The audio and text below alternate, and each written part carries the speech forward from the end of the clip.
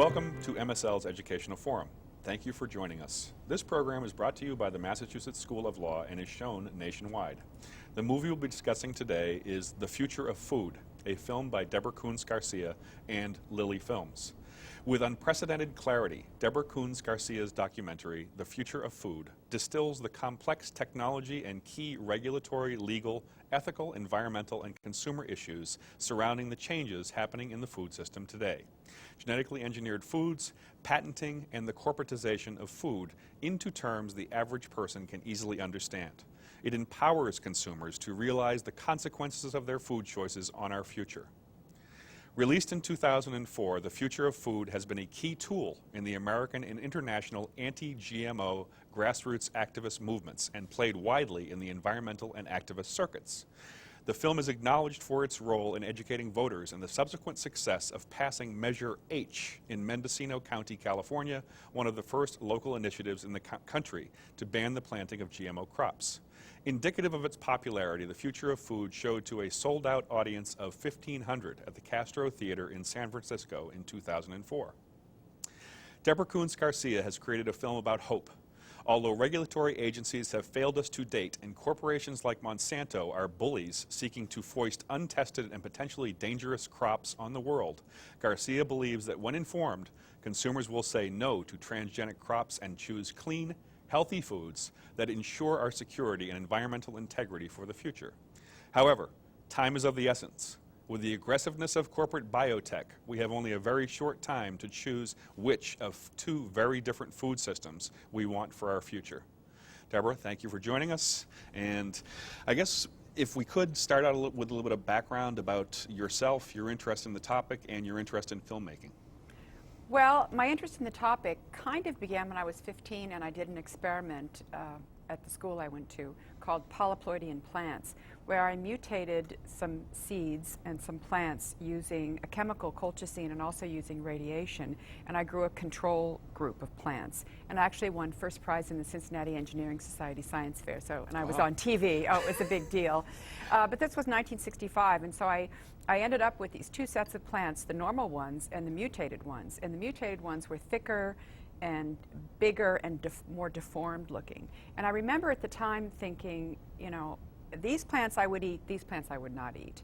And somehow it really made an impact on me because I realized what a strong effect I'd had on these plants just in my bedroom, treating them with chemicals. Mm-hmm. And at that time I thought to myself, you know, I'm going to keep up what's going on in agriculture and science because these plants I would eat, these plants I would not eat. Right. So, and then when I was in college in 1970, I became a filmmaker, and the same year I became a vegetarian and started eating organic food and really learning about the food system and the difference between what we call now sustainable systems versus the more corporate extractive agricultural systems. Mm-hmm.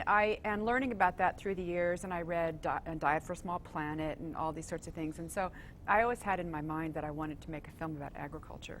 And originally this was conceived, I believe, based on some of the publicity I saw, as just pesticide use. Yeah, I was going to make it about pesticides and organochlorines and organic, you know, all this sort of thing. Mm-hmm. And let's see, it was probably about 6 years ago when I started researching the film. I said to a friend of mine who's a farmer and also a filmmaker, I said, oh, I'm going to make this film about agriculture now, and it's going to be about pesticides and this and that. And he said, oh, no, you know, the big thing now is they genetically engineer plants so that you can spray Roundup on them, which mm-hmm. is a herbicide. You can spray Roundup on them, and they live and everything else dies, and they put BT, which I knew was a natural bacterial insecticide that organic farmers use. They genetically engineer the plants so BT is in every cell. And he said, and also Monsanto is buying up seed companies. They spent billions of dollars buying up seed companies, and they've also patented, you know, this. So I didn't, so he's very well informed. Mm-hmm. And so I didn't know any of those things. And mm-hmm. I guess I was shocked because I felt like I was, you know, organic eater, living in Marin County, felt like I really knew what was going on, and I had no idea that any of this was happening. So I determined then I should make the film, and I should focus on these issues because that's what people don't know about. Mm-hmm. I mean, they kind of know pesticides are bad. You know, people think, oh, yeah, they're bad, but mm-hmm. some people think we need them, other people think we don't need them, you know, and it's just these two different systems, as you just said. But mm-hmm. I figured, wow, you know, I knew nothing about this. So if I don't know, then people don't know. And in some ways, it's still true. Most of Americans, only 70% of Americans think they've never eaten genetically engineered food. And virtually all of them have. And in government studies, when they find out that they have eaten genetically engineered food, they're outraged. And 80 to 90% of the U.S. population wants genetically engineered food labeled. And it's not labeled here. So, you know, all those issues made me determined to make a film, and to make a film that was a populist advocacy film. So as you were saying, the average person could sit down and 90 minutes later they'd have a deep understanding of how the system is working, and also be inspired to take action to shift the system into one that's healthier for us as a country and as a society and as individuals. So many questions occurred to me as I was watching the film, and I know one of the things that you wanted to do was promote, as you said, I think, critical thinking on a lot of these issues. One of the first things, that one of the graphic images that you had in the film, grainy footage from World War I, World War II, and it really came as a shock to me at where pesticides and fertilizers came from.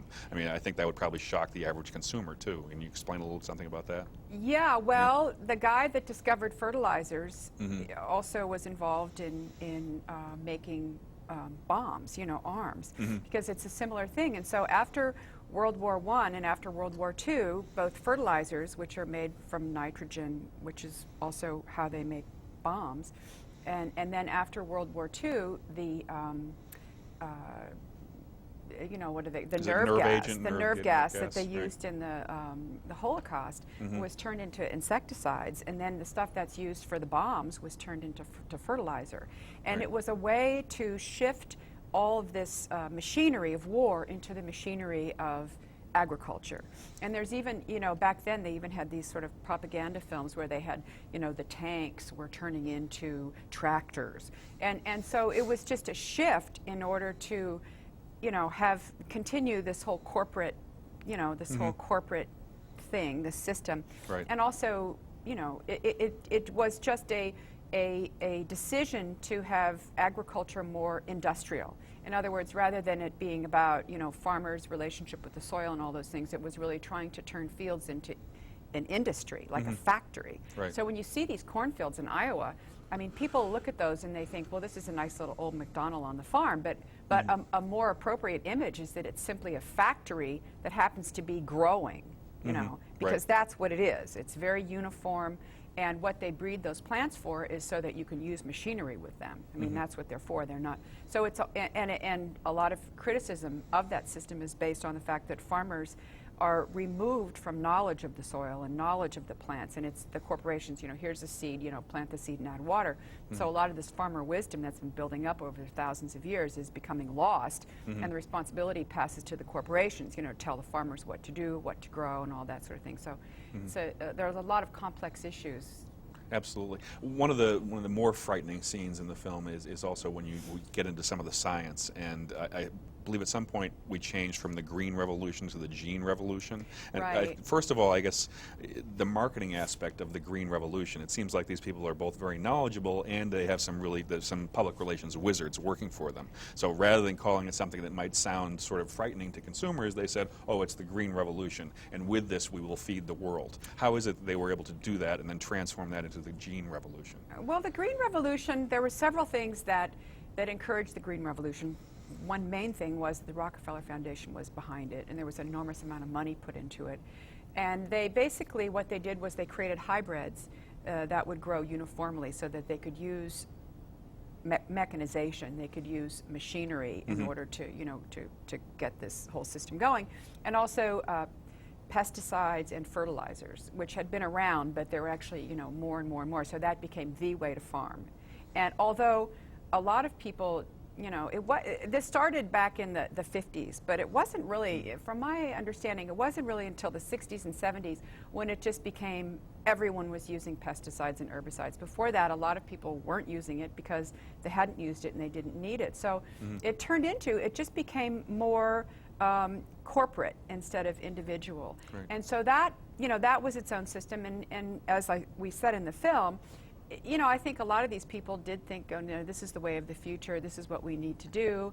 But it was actually, and I've spent a lot of time in England with the film, and there was really a battle going on in England over the future of agriculture in in the 30s and 40s and into the 50s, which is the Soil Association, which is a wonderful group that was organized 60 years ago, which believed that the soil was alive and that the soil creates fertility and health, and that if you grow food in healthy soil, you know, you're a healthy person. And if you use a lot of these pesticides and herbicides and fertilizers, you're actually killing the life that's in the soil, so the food that comes out of it is not healthy, and you create a society that's impaired. Their health is impaired because, you know, the idea is healthy food creates a healthy person.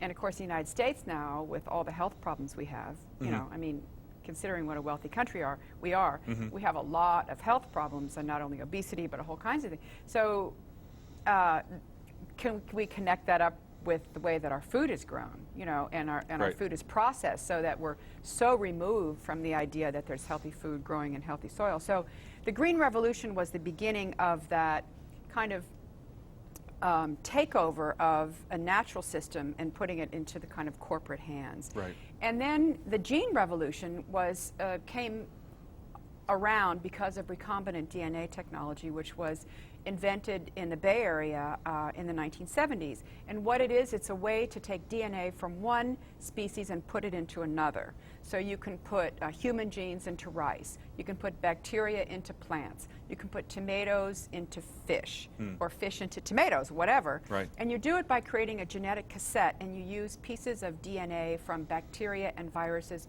to cross species boundaries. So this is what the gene revolution is all about. And there's basically two aspects of it. One is, as we show in the film, one is recombinant DNA technology that's developed in laboratories, where everything is sealed and people wear white gowns and they're in big vats and clean rooms, so to speak. Clean rooms, Right. and they have bacteria. They have big vats of bacteria that are genetically engineered to create drugs, and insulin is one of them. And a lot of the drugs that people take these days is created using genetically engineering technology. So that's one thing, and that's contained, and that's a drug that you take, and it's in your body. It's not out there, you know, mixing with other things. So that's one thing.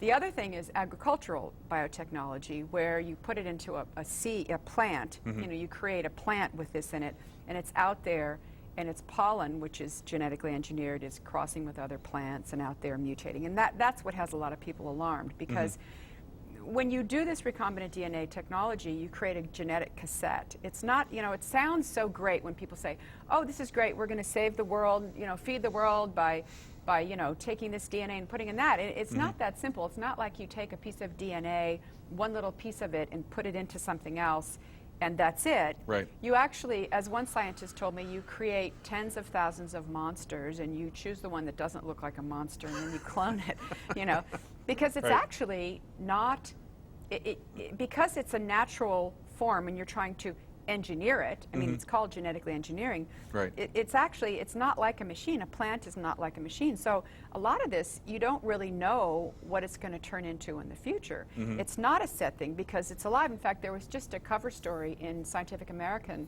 last month that it's basically, why isn't a plant more like a machine? You know, why can't we really engineer this stuff and make it, because, you know, it'll change and mutate because life isn't a machine. Right. And you know, and they were talking about new technologies they're hoping to develop.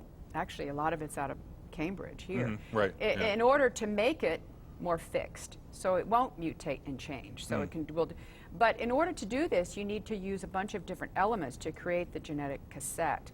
And some of those elements, like this cauliflower mosaic virus, which they need. So once you put the DNA in there, you need something to make it express itself, because since it's not really supposed to be there, it's not going to really necessarily express the trait that you want. So you need this promoter virus, a piece of a cauliflower mosaic virus, which is a virus, which is a oncogene, because it creates this cauliflower mosaic virus, and cauliflower creates these kind of blobs. You know, it's an oncogene. It's like a cancerous gene. It's mutagenic. Right.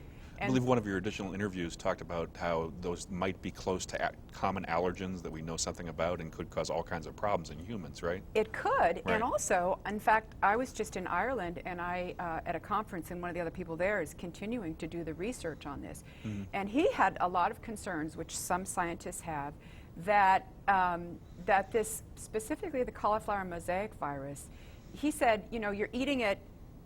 You know, when you eat genetically engineered food, for example, you're eating that in every single cell of everything you eat.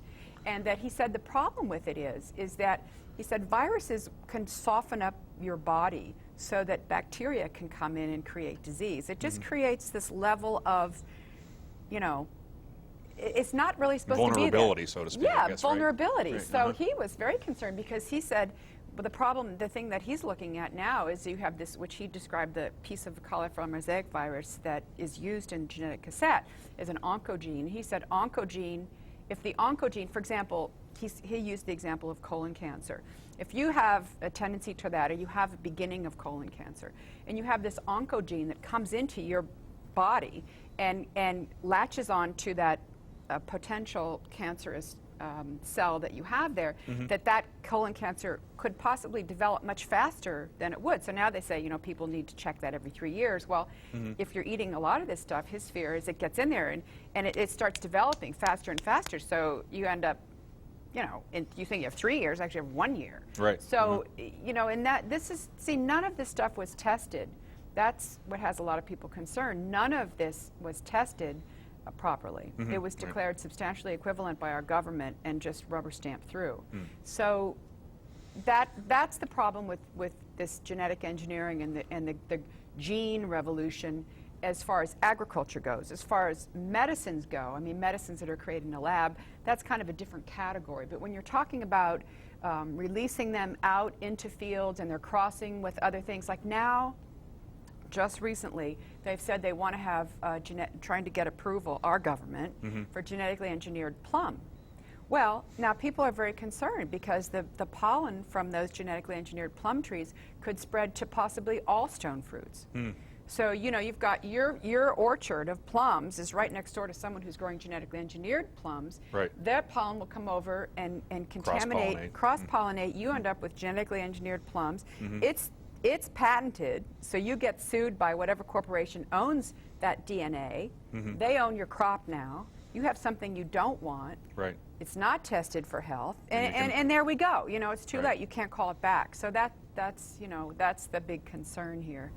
It's a very big concern, and we'll pick up on both that and also Roundup Ready. I'd like to follow up with in the next segment. Thanks for joining us. We're here doing MSL's Educational Forum, and the movie is The Future of Food by Deborah Garcia and Lily Films. Thank you.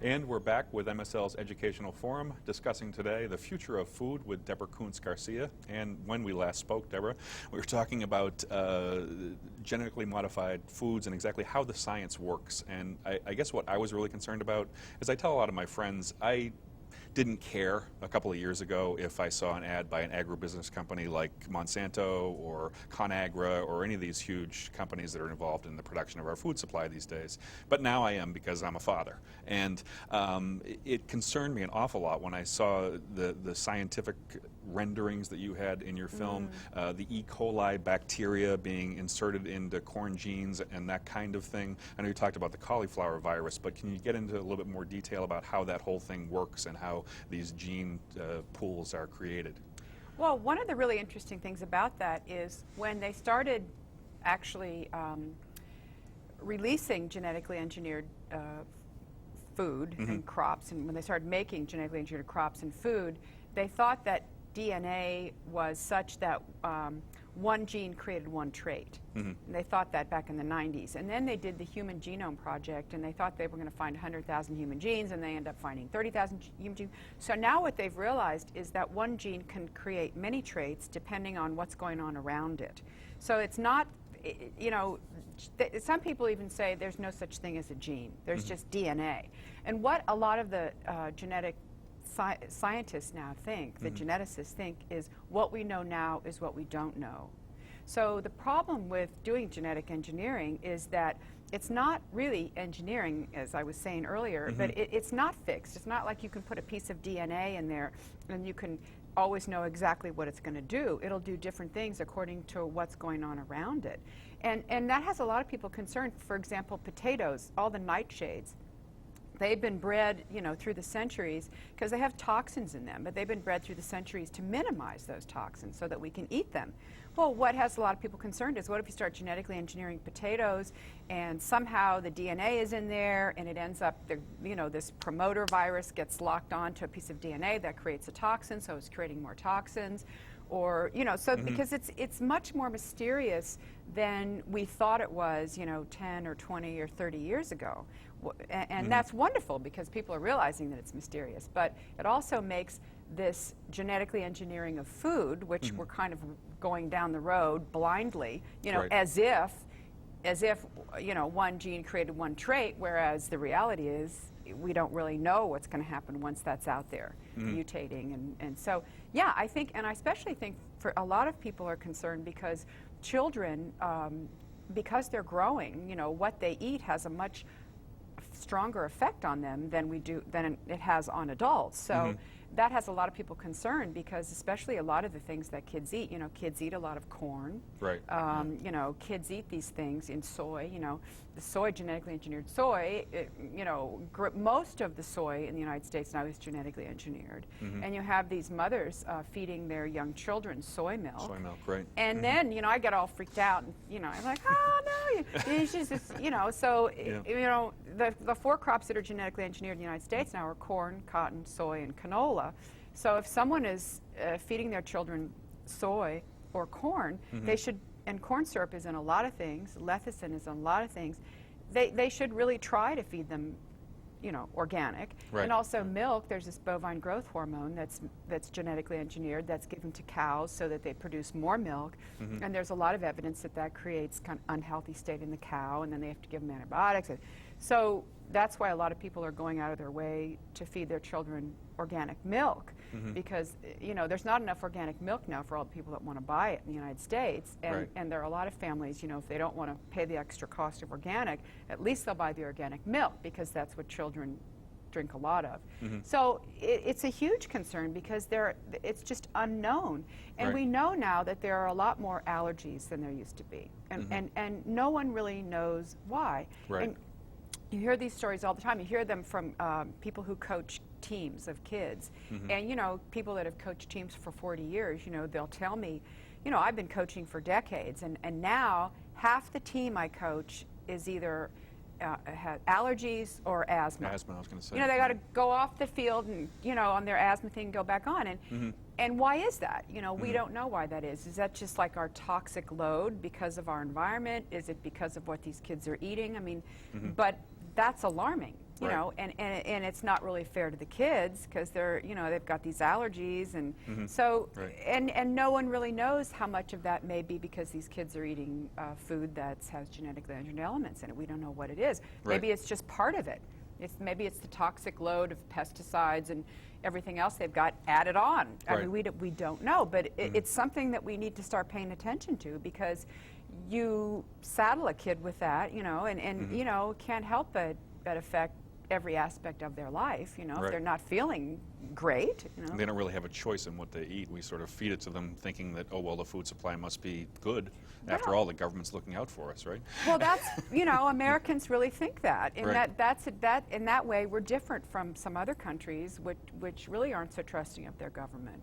And that's a problem, I think, because, you know, our government, you know, I know there are a lot of good scientists in the FDA, and, you know, there's a lot of good people in the government. Unfortunately, so often the people who are at the top who are making these decisions are there because of political appointments.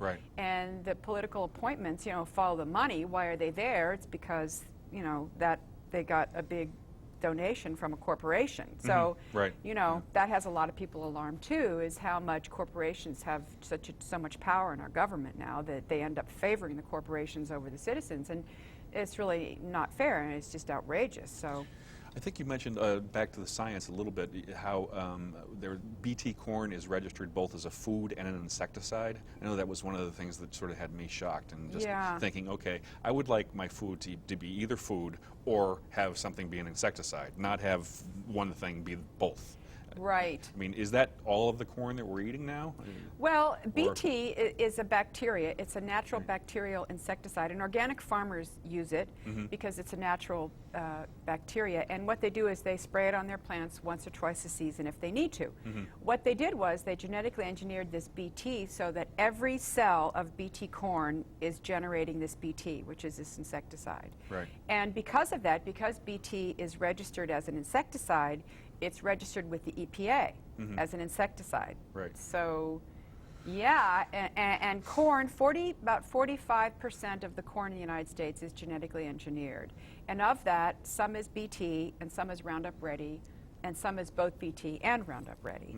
And so, yeah, I mean, that has, you know, that has a lot of people concerned. And not only that, but the problem with genetically engineering the BT into the corn is that, does that create resistance? In other words, you know, if you have a certain insect that you're trying to protect these plants against, if you just have a few insects that have a natural resistance to the BT, you know, they're going to proliferate. Right. And so you'll end up creating resistance, but you've gone through all this trouble and you've changed the very nature of these corn plants for what?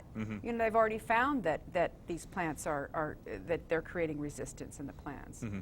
You mentioned Roundup Ready now a couple of times, and I think that's another aspect of the science that probably a lot of people aren't aware of. I used to spray Roundup when I worked for a landscaper as a kid, and I remember thinking, well, this is probably dangerous. But I didn't realize that Monsanto was looking to find crops that would be resistant to Roundup so that they could spray huge areas of fields, and the non-Roundup Ready crops would not survive, and the Roundup Ready stuff would. How do they do that, and why is that so frightening?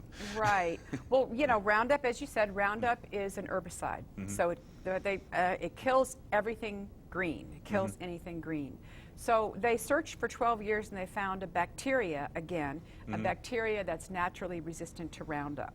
And so they genetically engineered that bacteria into all these plants, and they call them Roundup Ready. Right. And there's Roundup. Staple crops, essentially, like you were saying before, soybeans, corn, cotton, etc. And canola. And so what happens with those plants is that you can spray a field with Roundup, and everything but the Roundup Ready crops will die.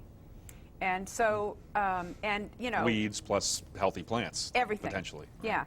And so, you know, a lot of people are very cynical about this, and they say, well, you know, all these benefits of genetic engineering, why is it that that's what they did? Because the vast majority of genetically engineered crops those seeds are produced by Monsanto, who produces Roundup.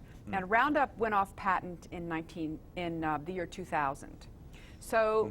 You know, a lot of people say, well, they were looking for a way to basically extend their patent, because if you buy the Roundup Ready seeds, you have to sign a contract saying that you only use Roundup. You won't use the generic form glyphosate, which you could buy from another company. So it's kind of a way to extend their patent and extend their control, because Roundup is the most popular herbicide in history. Right. And it's very effective. Yeah, it's effective. And, you know, it's not as benevolent as people say it is, you know, because the whole deal was, you know, oh, it kills all the plants, but then it gets inert really soon after that.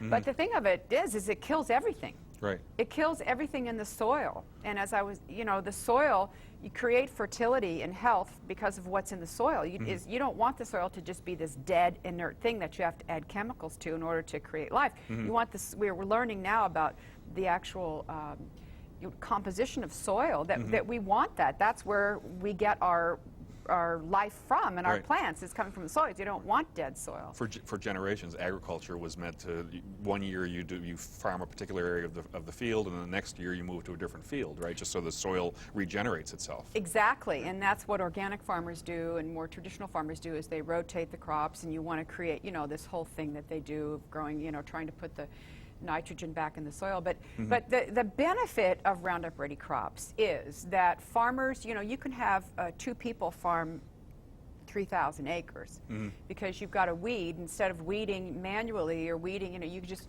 spray. Right. And so it does allow farmers to farm faster. more easily with Right. less manpower. And a lot of farmers in the United States now have off-farm jobs. They don't have, or they don't have the resources because they're not making any money because they're being squeezed by the people who own the seeds, Monsanto, and by the other side, they're squeezed in the middle with no resources. So they want to figure out how can they farm, fast and cheap, and of course they can just do the Roundup Ready. Right. So that's, people say, what's the benefit of these? Well, the benefit is farmers can farm faster, and they can farm, you can imagine two people farming 3,000 acres. I mean, that's incredible. You use giant, labor-intensive. that's where the money goes. The Right. money goes into machinery, and the money goes into chemicals, and the money goes into seeds. And Monsanto has spent probably by now, $9 or $10 billion buying up seed companies. So the way the system has worked now is that the corporations that make the chemicals now own the seed supply. Monsanto now controls most of the corn germplasm for sale in the Western Hemisphere. They bought Seminis, a company that owns lots of vegetable seeds. They own most of the vegetable seeds for sale in the Western Hemisphere. Under different names of companies, right? Well, So yeah, they're the ones that own it, but Right. they call it Seminis, but Monsanto bought Seminis. Right. So that's a concern because if you want a certain kind of seed, you may not be able to buy it because they own it. So I've heard stories from farmers that farmers in the Midwest who had a certain kind of soybean that grew well in their area, and they wanted that soybean. They didn't want GE soy. Right. They ordered the seeds came, they were GE. Right. And they called up the company. They said, I didn't want GE soy. I wanted the soy I've been growing for a few years now. I want that. Right. And they said, well, no, sorry, we're not making that in non-GE now. You want that type of soy seed, that you have to get at GE. And then then they're on that route. Right. They're on that route of being GE. So Can't get off of it. I think the more important question, especially from a legal standpoint, is the patenting. I understand that for hundreds of years, and the founders of our Constitution and our country didn't think that living organisms should be considered patentable. But suddenly, I think, in the 1980s, in the Reagan administration, there was the Chakrabarty decision, was that the one? That essentially decided that living things could be patented. Right. How did that tie into this, and how did that give Monsanto the foothold and the ability to patent these things? Well, back in the 1980s, Chakrabarty, working for GE, General Electric, Right. they genetically engineered a bacteria that was supposed to eat up oil slicks. And so they wanted to patent it, and the patent office said no. And they pursued it all the way up to the Supreme Court. So in a decision in the early 80s, the Supreme Court ruled that this was patentable. So you could patent this. Now, people at that point, who thought that they were going to end up patenting our seed supply? No one really thought that, but that's what happened. Then they were able to patent genetically engineered seeds. Then they're able to patent DNA. Then they're able to patent human DNA. So basically, the idea now is if you can name it, you can patent it. This isn't what our patent laws were supposed to be about. Right. They were supposed to protect someone who had invented something and not just, ran to the seed bank, take a seed and gotten it patented because they got there first. So this is a huge battle that's going on. Right. All over the world, people are fighting these patenting, these mass patents, and human genes are patented now. And you kind of think, well, how can human genes be patented? Nobody invented that. Right. Nobody made that up. But that's the way the system has worked. And it's not something that we've ever voted on. In fact, most people don't realize that. Most people don't realize that one of the genes that is responsible for breast cancer is now patented, so that people have to pay a patent fee in order to research it. And one of the, sorry to say to you, there's some certain disease now that a corporation patented the gene that causes that genetic problem, and they won't let anybody research it. They're the only ones that will research it. So they have a lock on that. Now, that's really not healthy for our society, but it's something that most people have no idea. So the repercussions for that now are that if I'm growing regular corn and you have some GE corn growing next to me, and that pollen comes over and contaminates my corn, my organic corn, first, I've lost my markets. Second of all, Monsanto can come, test my corn, say, you know, you have our patented DNA in your corn, and you didn't contract with us and pay us a patent fee. We're going to sue you. You owe us money. Pay up, or we'll take you through the courts. Which is what happened in one of the more compelling scenes in your movie, the Percy Schmeiser situation, and also, I guess, farmers in North Dakota as well, right? Percy Schmeiser, Rodney Nelson, there have been a lot of cases of farmers didn't plant the stuff, they found it on their land, Monsanto sued them. Well, Monsanto sends a letter and says, you have our patented DNA in your fields, pay up. And most of the time the farmers pay up, because even if they know they didn't plant it, and even if they know they didn't want it, you know, how many people are going to want to go up against a multi-billion-dollar corporation who's going to drag them through the courts? So they just pay up. And some people have fought it. Percy Schmeiser fought it, and he took it all the way to the Supreme Court in Canada, and they ruled against him. They said, well, it was there, you owe. So agreeing with Monsanto, essentially saying that, hey, it doesn't matter how it got there, even if you didn't want it. It's there, and now you have to pay Monsanto. And that's the way the patent law has worked. And you know, and that's a very controversial topic now among people who are informed about it, which of course most people aren't, is should we be patenting life? You know, should we be patenting life as a society? And there's a example that we use in the film, that there's some patent applications in Mexico for patenting tortillas. You know, because people are like, oh, I got there first, I can patent tortillas. Anytime somebody makes a tortilla, they have to pay me money. Now, you know, you have to fight those things. They tried to patent the neem tree in India, which has been around for thousands of years. And, you know, the activists had to fight that. They tried to patent basmati rice, which has been around for thousands of years. Activists had to fight that and get that patent rescinded. They tried to patent in India a naturally occurring low gluten wheat. And they tried to patent that, and the activists had to fight it. So, you know, that all takes time and resources, and, you know, there's lawyers to pay, you know, and so it's a battleground. And on one side, you have these corporations that are just relentless, you know, that want to control the food supply, want to control our agricultural system, because that's where the money is. And you have activists on the other side that see what is going on. And then you have the population in the middle in the United States, basically, who have no idea what's happening. We'll continue with that debate after the next break. Thanks for joining us. We're here today on MSL's Educational Forum discussing the future of food with Deborah Garcia. Thanks very much. We'll be back.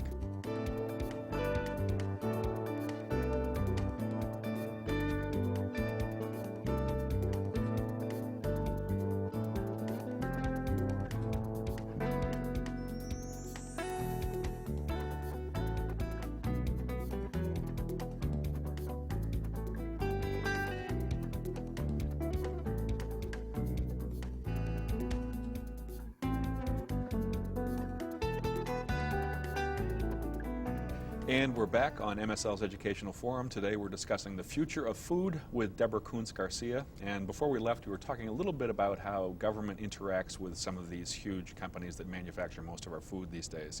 I think that a lot of people would probably be surprised to learn that a number of government officials have gone through what's known as the revolving door in Washington. And I know that many people would probably complain, well, that's always happened. People have always worked for industry, then they go to work for government, and then they go back to industry again. But now, some of the names that you ticked off in your film were like Donald Rumsfeld, formerly president of Searle, which I guess was a division of Monsanto, Clarence Thomas, regulatory lawyer for Monsanto before getting on the Supreme Court, a number of other people that just keep going through that door. And I know that Mr. Nelson that you spoke about, the farmer in North Dakota, had an issue with one particular individual. I wonder if you can go into a little detail on that. Yeah, I can't remember her name, but she was back and forth and back and forth and back and forth between 3 or 4 Monsanto to the EPA and back and forth. And the problem with this is, is that when someone works for a corporation, and then because that corporation has donated money to a particular, party or whatever, and when they get in power, and really it's the same, the Democrats and the Republicans, because that's the way our system is working. That corporation gets rewarded,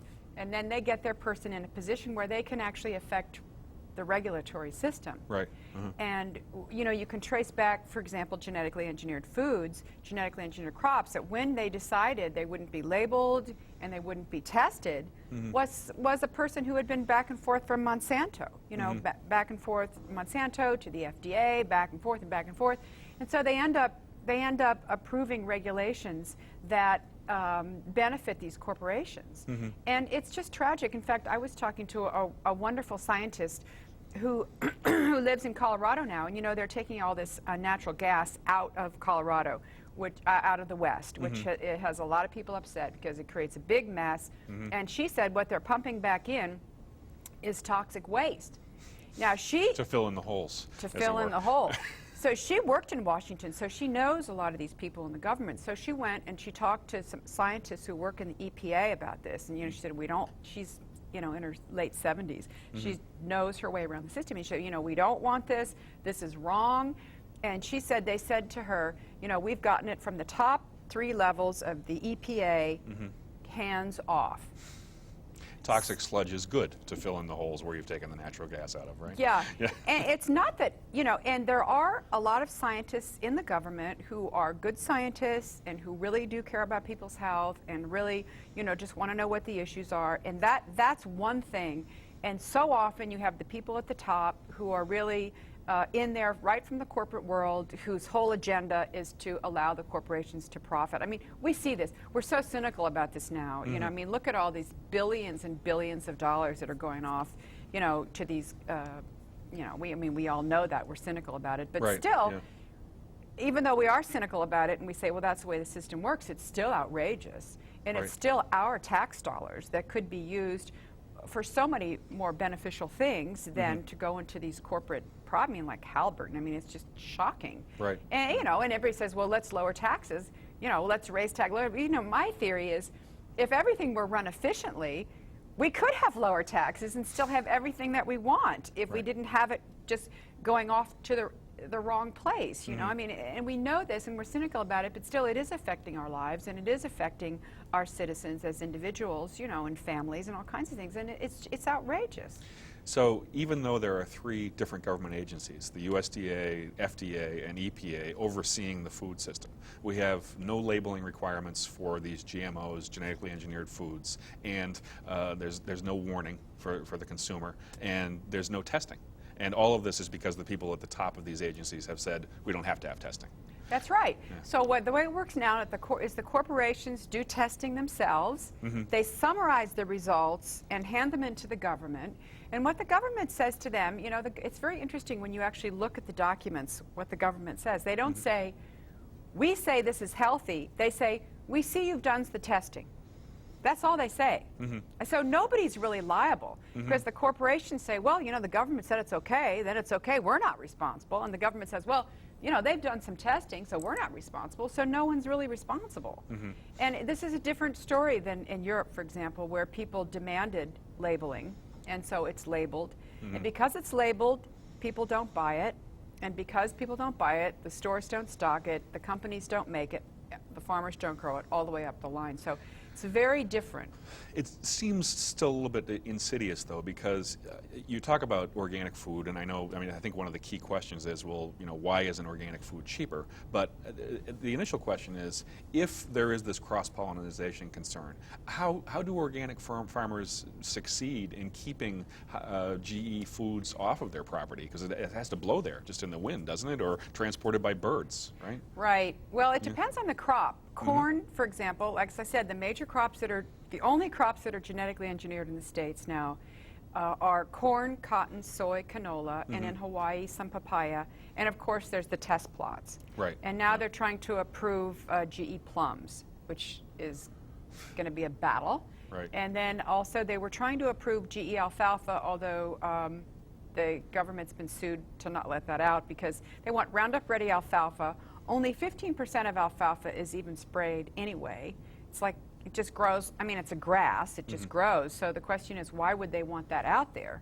They would, because it's going to spread to other grasses, And I think the reason why they wanted it out there is because there actually hasn't been a new crop approved for years because people don't want it. And I think if they tried to approve, well, now they come out with the plums. If they tried to approve a big crop like wheat or rice, there would be an outcry. There would be an outcry. But if they can get alfalfa, most people don't eat alfalfa except maybe as an herbal supplement. So people don't eat alfalfa. Only animals eat alfalfa. So it's not going to be as much of an outcry. So I think that's what they've tried.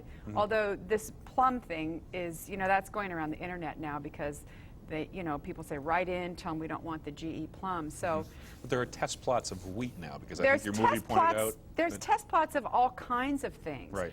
And depending on what kind of crop it is, depending on how that plant grows and pollinates, is you can have cross-pollination. And corn is a good example of that, because you can have a corn plant grow, and that pollen goes and floats along and contaminates the field next door. Right. And there are cases of organic farmers that are growing organic corn, and when they had their corn tested, they found it was actually GE. Right. Because the people next door were growing it.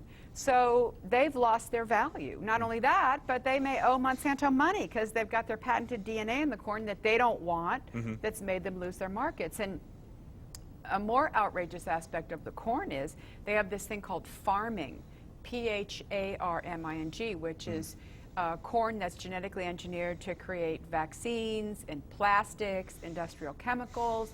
And there was a company, a rogue company down in Southern California that was doing spermicidal corn.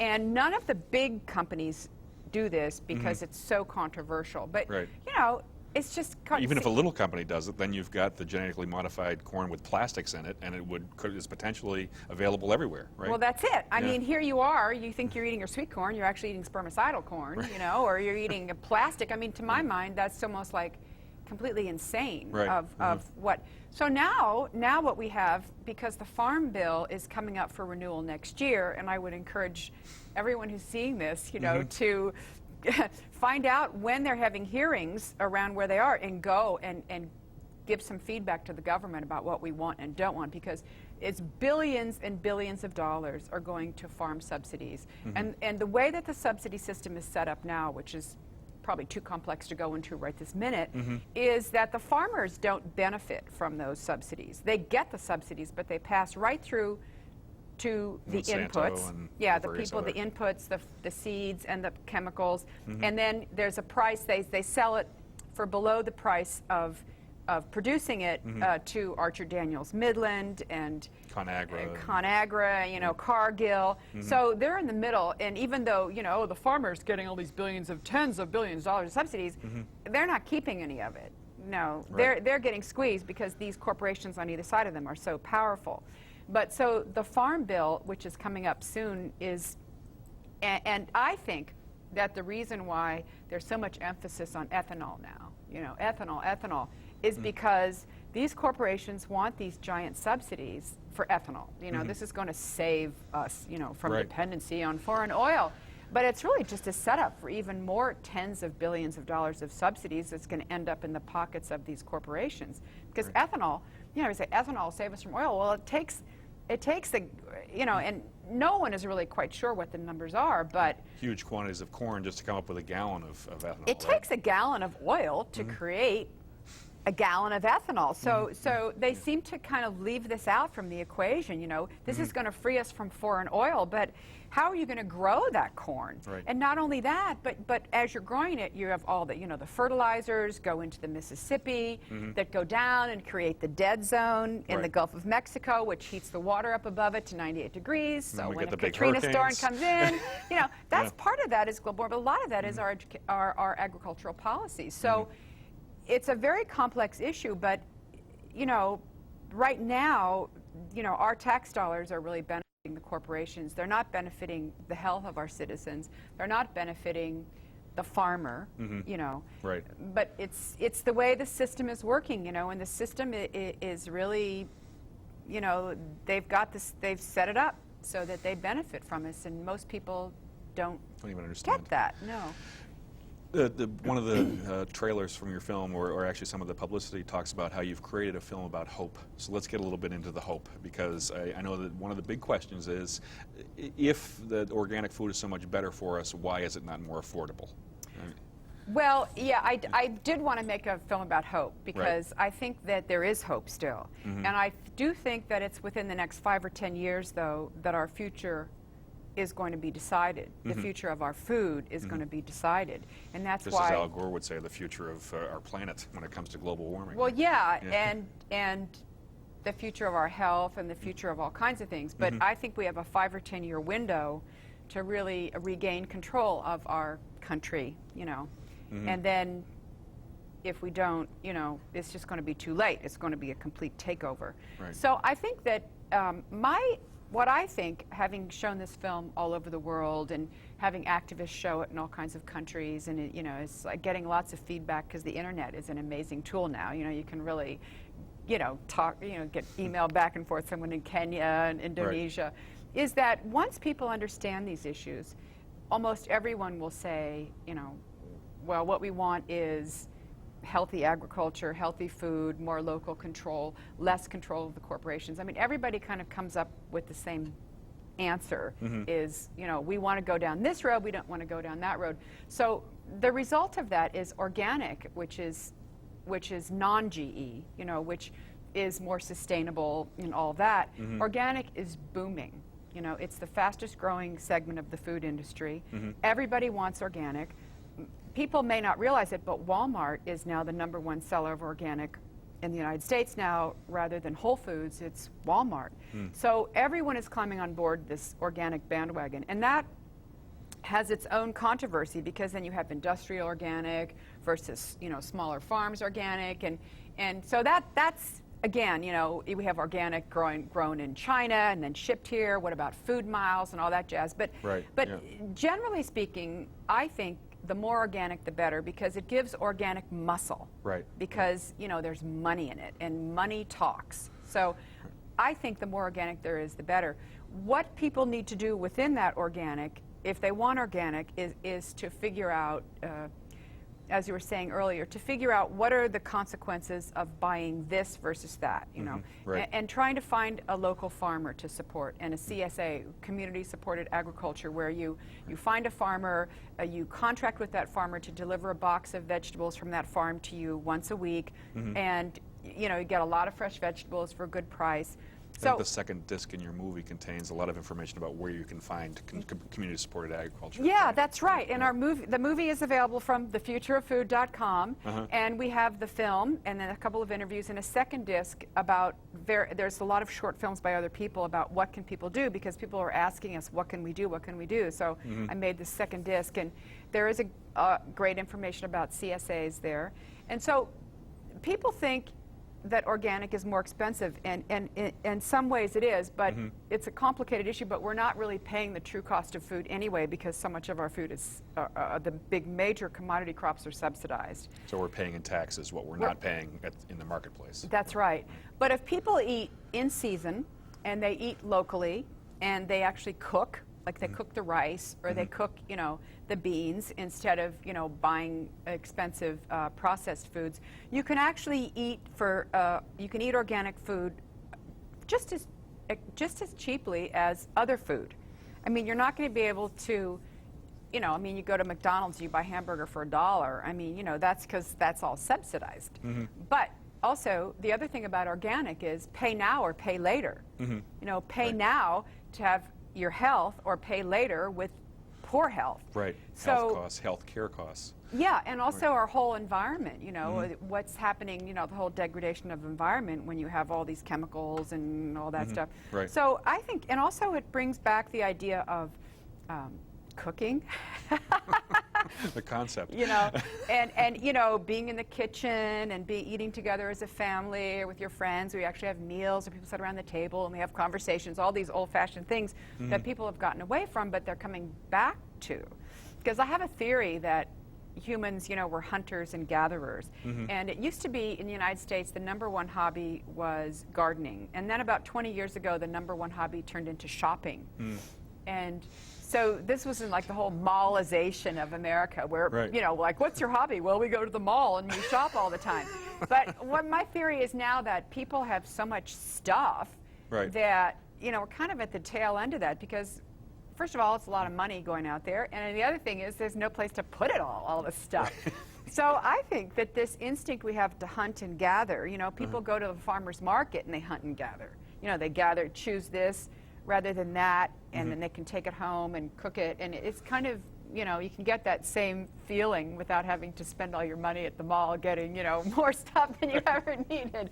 So I have this theory that we have this need to hunt and gather, and the more insecure we feel, the more we live in a fear culture, the more there's this subconscious thing of like, oh, I need to go out and hunt and gather, or I'm not going to survive. I need to know how I can hunt and gather. So people Right. go out and they go shopping, but they don't really need to. I mean, it's fun to shop sometimes, but you don't want it to become a compulsion. Right. But so you can kind of take this instinct we have to hunt and gather and go to a farmer's market, or even have a garden yourself and go out and gather from your own garden. Right. And then Which is a nice way of bringing your children back to the land as well. Right? Yeah, right. Yeah. And that can be a fun thing to do, to go out and get food or grow food and come back and fix it and eat it, and all these things which people are starting to want again, to pull, instead of this fear-based world that we live in now, making people all freaked out, so out there like running around, is to bring them together so they can feel a sense of family and a sense of community. And food is such an important part of that. And I think that it's a very healthy thing that organic is booming,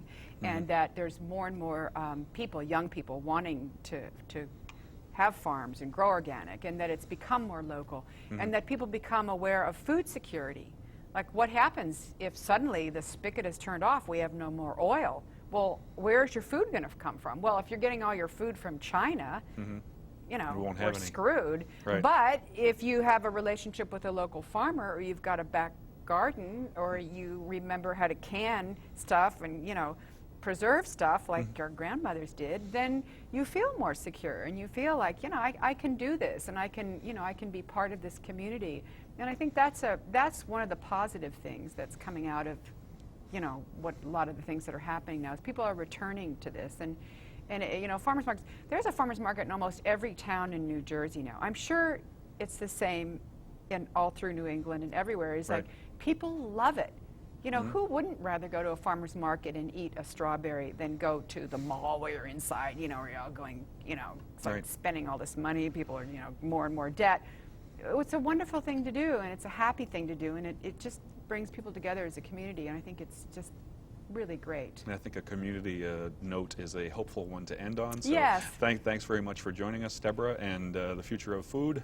Go out and buy the movie and check out the Farm Bill when it comes up, and make sure to put forth some comments. Thanks for joining us on MSL's Educational Forum. We'll see you next time.